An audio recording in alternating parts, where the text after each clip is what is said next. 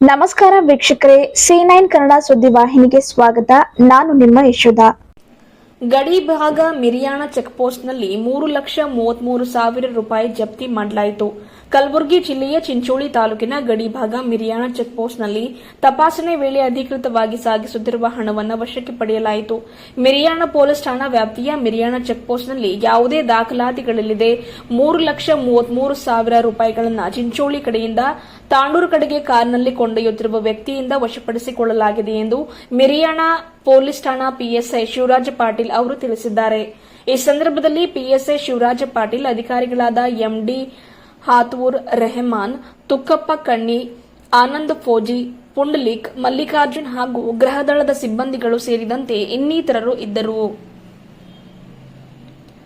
ವರದಿಗಾರರು Nagaraja Patil, Chincholi.